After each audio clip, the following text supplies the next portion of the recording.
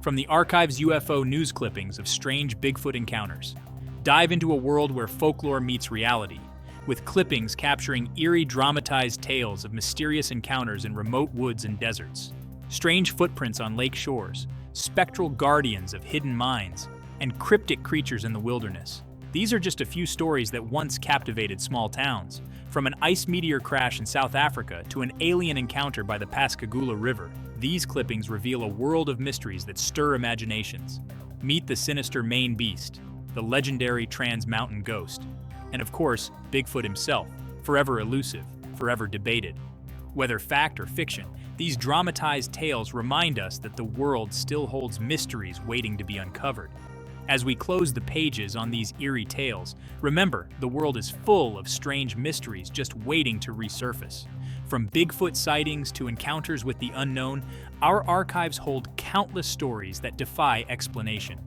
If you enjoyed this journey into the unexplained, please consider subscribing and liking to stay updated on more unique finds and forgotten stories from the past. Who knows what we'll uncover next?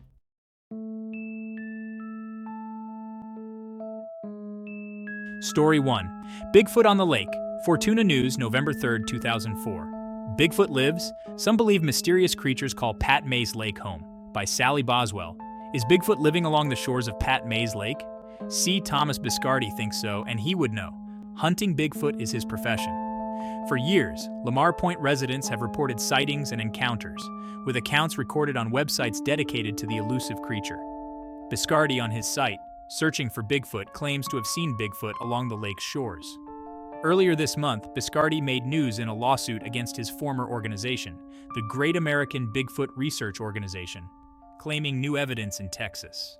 An internet report by Bob Schmalbach describes a Bigfoot sighting by local resident Mike Sells, who found a mysterious footprint by the lake. Intrigued, Biscardi traveled to Paris, Texas to examine the casts. Reports from Biscardi's expedition mention finding footprints and heat signatures through infrared scopes, with sightings verified by local journalists. Game warden Darla Barr, however, suggests the so-called evidence, such as large shells, was likely left by animals like hogs. Barr, a 9-year veteran of the area, has never seen any sign of Bigfoot. While Biscardi's reputation is disputed, his visits and claims continue to fuel local fascination with Bigfoot and the tales that linger by the shores of Pat May's Lake.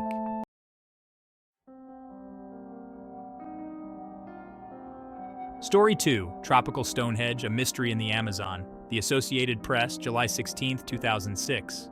A group of 127 granite blocks arranged on an Amazon hilltop in Brazil's Amapá state might be remnants of an ancient astronomical observatory. Spaced in a 100-foot wide ring, some of these stones stand 9 feet tall. On the shortest day of the year, a stone shadow disappears when the sun is directly overhead, suggesting the blocks served as a solar marker. The discovery points to sophisticated knowledge among pre-Columbian indigenous people, beyond what researchers previously suspected. Archaeologists first learned of the site after a geological survey in 2005, igniting a deeper interest in Amazonian cultures.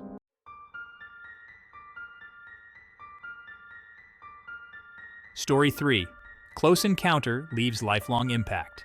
Jackson Daily News, January 5, 1981, by Joe Rogers. Pascagoula Calvin Parker's life changed forever when he claimed that creatures from another planet took him aboard their spaceship on October 11, 1973. Parker and friend Charles Hickson were fishing near Pascagoula River when a spaceship appeared, hovering close to the ground. 3 5-foot-tall beings with pointed ears and crab-like hands took them aboard, examined them, and then returned them to the shore. Parker was flooded with media attention, leading him to retreat from public life. Years later, he remains convinced of his encounter, though the experience left him wary of sharing details publicly. Today he lives and works offshore, occasionally contemplating that night and the extraterrestrial beings he believes he encountered.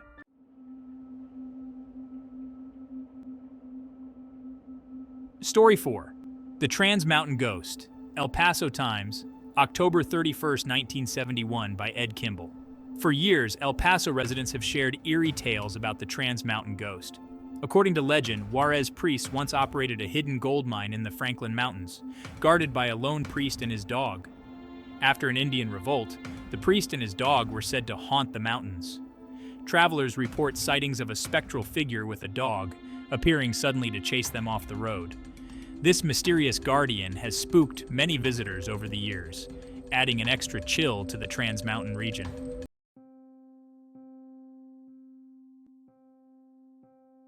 Story 5. Bigfoot in the Backcountry. Sentinel, Ramona, California, December 25, 1980, by P. Gutteria. In the rugged hills of Wynola, California, Virginia, Louise Swainson has spent years tracking Bigfoot.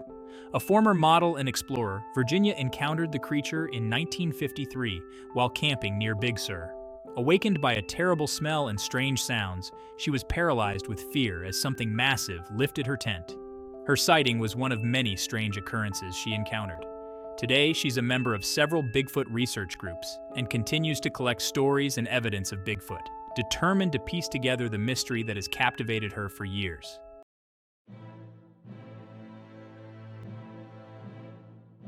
Story 6. A strange mound in Alder Creek Canyon. Sandy Post. For years, a mysterious mound in Alder Creek Canyon has puzzled locals and intrigued geological societies. Spotted while hunting, the mound, about 4 feet high and 50 square feet in diameter, resembles a giant gopher mound. The earth is freshly turned, yet no plant life grows on it, and no one has managed to explain its origin. Despite efforts from interested researchers, the mystery remains unsolved, awaiting any reader or visitor who might hold the missing piece.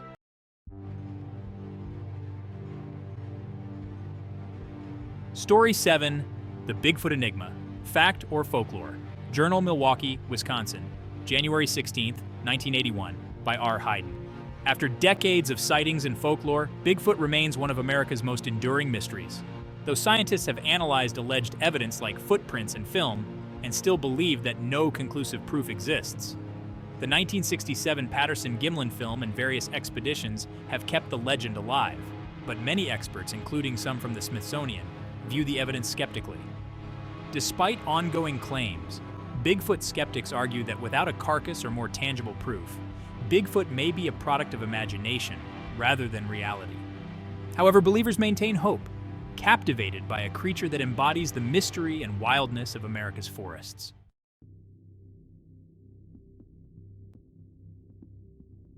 Story 8. Bigfoot Hoax or Reality. Star, Mena, Arkansas, April 20th, 2006, by Michael Reisig. Scott Schuba has spent years in search of Bigfoot, a passion that began after a frightening encounter in the woods of northern Illinois in 1984. Schuba recalls hearing an unearthly roar, answered by another in the hills nearby. The experience left him shaken, and years later he came across recordings of Bigfoot calls online, an exact match to what he'd heard that night. Schuba has since joined Bigfoot research groups like the Sasquatch Research Initiative, determined to contribute to the elusive creature's study. Although often met with skepticism, Schuba remains dedicated to finding answers, collecting stories, and investigating sightings, in hopes of piecing together evidence to solve the mystery of Bigfoot once and for all.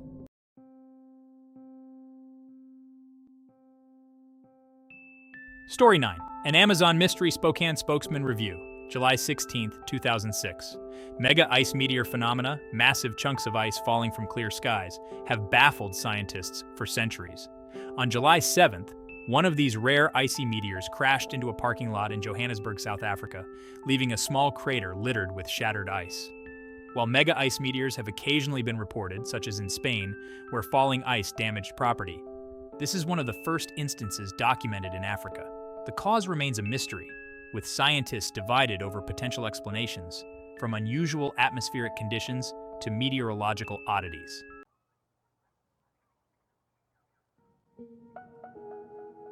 Story 10. The Beast of Maine? Wild Dog or Something Else? By Lee Greenberg. A mysterious creature known for terrifying residents of rural Maine with blood-curdling howls may have finally been identified. Lauren Coleman, a cryptozoologist, examined the carcass of an animal suspected to be the infamous Maine beast. Though locals like Michelle O'Donnell described the creature as having a sinister appearance and foul odor, Coleman believes it was likely a wild dog, possibly mixed with a wolf. The beast had a reputation for preying on local pets and livestock for over a decade. DNA tests on the creature are pending, but for now, the mystery remains partially solved as residents hope for closure.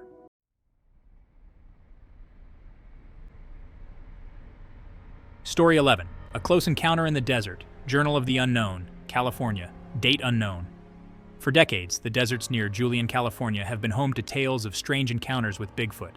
Virginia Louise Swainson, a seasoned explorer, recalls a terrifying experience in 1953 when she awoke to an overpowering stench and the sounds of heavy footsteps near her mining camp. Though she caught no clear sight of the creature, her experience left an indelible impression. Swainson has since dedicated her life to studying Bigfoot, collecting sightings and stories from locals, and joining research projects on the creature. Now in her 70s, Swainson remains captivated by the mysteries of the desert and the cryptic figure known as Bigfoot, hoping one day to uncover definitive proof of its existence.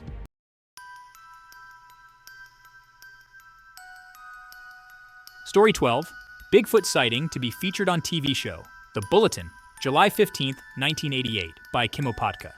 A PM magazine segment featuring recent Bigfoot sightings in the area has completed filming and is set to air. Host Jim Deaver and a film crew visited multiple sites where encounters with the creature were reported, conducting interviews with locals who claimed to have seen it. Among those interviewed were Samuel Sherry Sr. from Ligonier Township, who reported a sighting near Loyalhanna Creek, and Robert France of Vandergrift, who encountered Bigfoot close to Bear Cave in Derry Township. A third man from Derry Township, who prefers to remain anonymous, recounted his sighting near railroad tracks between Gray Station and Torrance. To avoid publicity, this man's voice and appearance will be altered in the broadcast. These witnesses, all avid outdoorsmen, previously shared their stories in the Bulletin. Sherry's sighting was the most recent, occurring on May 17, 1988, while he was fly fishing along the creek. Stan Gordon, from the Pennsylvania Association for the Study of the Unexplained, PASU, was also interviewed at his office in Greensburg. Gordon reported an additional sighting from a rural home along Route 217 in Derry Township. The family arrived home to find strange footprints, their animals acting oddly, and damage to their floodlights and fencing. The footprints measured 16 by 10 inches. Days later, on June 29th at 7:30 a.m., family members were startled by a grayish-brown creature with long, matted fur walking along the woods. Described as having no discernible waist or neck and standing 7 to 8 feet tall, the creature briefly approached the family's horses, which tried to hide in their barn. Photos taken by the family were unfortunately unusable due to a camera malfunction, much to Gordon's disappointment. In recent months, Gordon's office has received numerous reports of sightings, and he encourages those with sightings to contact him in Greensburg, Pennsylvania.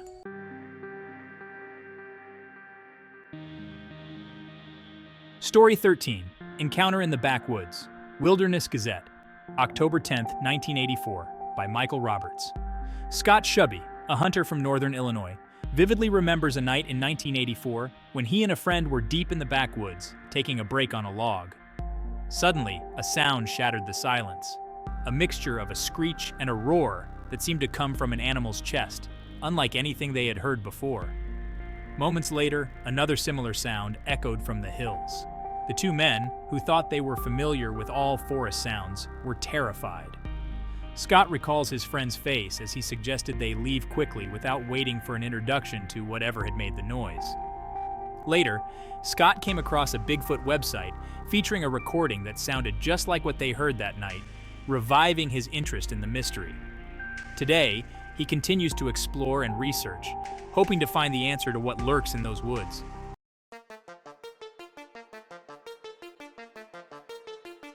Story 14. Yukon witnesses shaken up after alleged Bigfoot sighting. Star Whitehorse, Yukon, Canada. June 9, 2004, by Chuck Tobin, Star reporter. Conservation Officer Dave Backwoods remains convinced that two Teslin residents saw something disturbing early last Sunday morning, although exactly what remains unclear. The pair, Marion Sheldon and Gus Jules, were riding an ATV along the Alaska Highway between 1 and 2 a.m. when they encountered a figure standing on the roadside that initially appeared human. "I have no doubt they saw something unusual," Backwoods reported. "They're certain it wasn't a bear or anything typical, and they're visibly shaken by the experience." According to Backwoods, the figure stood about 7 feet tall and was covered in dark hair. Jules described a glimpse of flesh beneath the hair and emphasized its towering height and hunched posture. When Sheldon and Jules approached, the creature swiftly crossed the width of the highway in just a few strides, disappearing into the woods near the airstrip, roughly 2 kilometers northwest of town. The encounter has since drawn numerous locals to the site, where Jules managed to capture what he claims are footprints approximately 15 inches long in the melting snow. However, Bakika noted that rainfall and ground conditions had obscured any clear tracks, and no hair or other evidence was found. While Bakika hesitates to label the creature, Jules is convinced it was a Sasquatch. The officer remarked, "Just because you can't prove something was there doesn't mean it wasn't." Folklore surrounding Bigfoot and similar creatures has long held a place in North American legend. Sightings in the Yukon are not unheard of. 3 Pelly Crossing residents reported a similar creature in 1991. Still, the origin of these sightings remains mysterious and contested, with skeptics citing the 1958 Bigfoot tracks hoax orchestrated by Ray Wallace, which added fuel to the legendary creature's lore.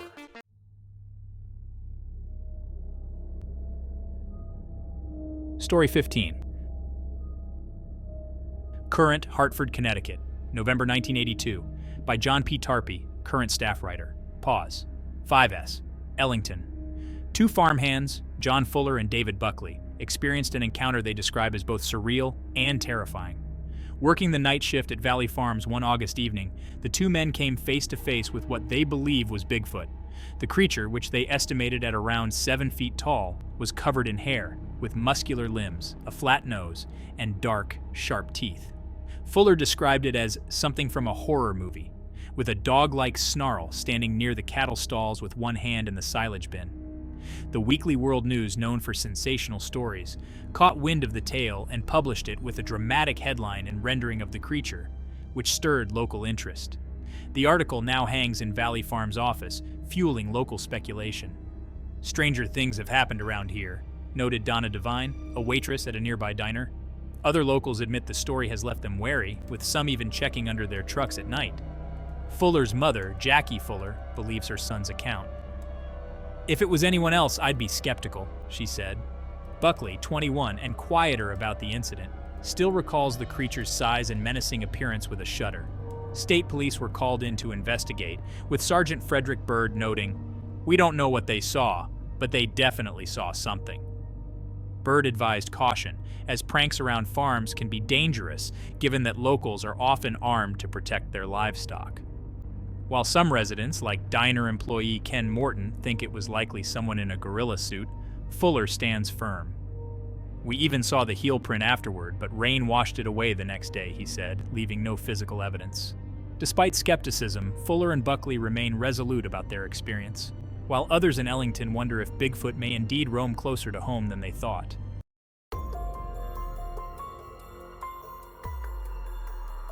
Thanks so much for visiting and supporting my channel. Your support means the world to me. If you enjoyed the content, please consider helping me grow by hitting that subscribe button, giving a thumbs up, and sharing your thoughts in the comments below. Every like, share, and comment helps keep this channel going, and I can't wait to hear what you think. Thanks again, and stay tuned for more mysteries.